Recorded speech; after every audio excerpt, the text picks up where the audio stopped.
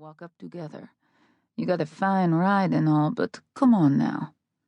Her fingers glided down her stomach and past her thigh. How about we get comfortable? She turned toward the motel half a block away. Its neon sign flashed a room rate of $30 for 3 hours. The car door slammed shut behind her, and she cast a glance back over her shoulder, catching the man's wry smile. No thanks. Have a nice evening, officer. Eat shit, asshole! She stepped off the curb and thrust her middle finger high in the air as the car sped away. A familiar voice came through her earpiece, laced with just a hint of impatience. Come on, Suarez, get nasty with these guys. Try flashing a little up top. Maybe that would help, Detective Tia Suarez thought, shaking her head. It had been a while since she'd been out on a vice detail, and there was no denying that she was a little uptight. She gave a nervous laugh.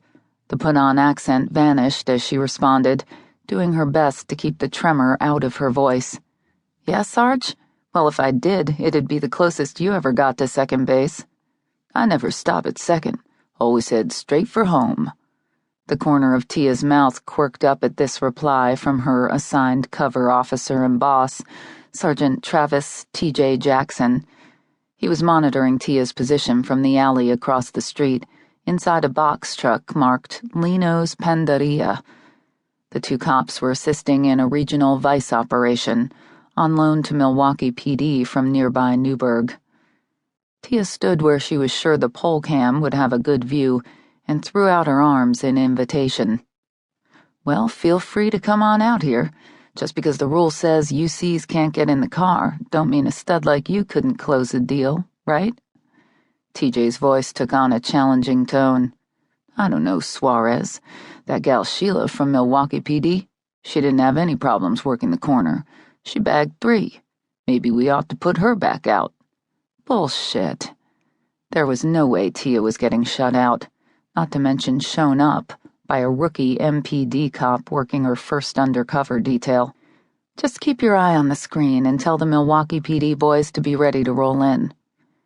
Tia's reputation was that of not only a first-rate detective, but also a talented undercover operative who could slip into the role of wet hooker pretty quick. The average John figured she'd just recently crossed the border and never suspected she might be a cop. But tonight, the fish just weren't biting. Or was it something else? After all she had been through, Tia couldn't help but wonder, is it me? Is it too soon?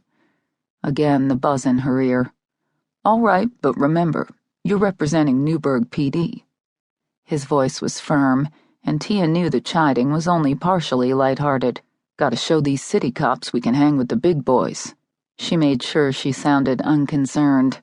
You know, maybe you should come out here, Jackson. I'm starting to think you'd make a better queen whore than I do a straight-up hooker. Bullshit, girl. You make a great hooker. Hell, if I was driving by, I'd be all over your tight little... In mid-sentence, TJ went from somewhere beyond flirtatious to dead serious. Okay, get in character. You got one slowing down. He's looking at you from the parking lot on your 6. Tia picked up on the tension, as well as the excitement in TJ's voice.